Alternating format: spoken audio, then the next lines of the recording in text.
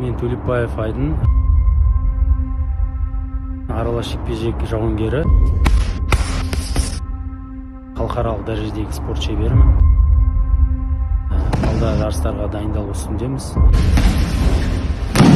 Жарысым бар, әлем чемпионаты. Біреуі панкратионнан, біреуі рукопашный бойдан. Соған үлкен дайындық үстіндеміз. Жұмысым өзі батырлардың жұмысы деп ойлаймын. Психологический дайындық ол жақтан да өтеміз біз.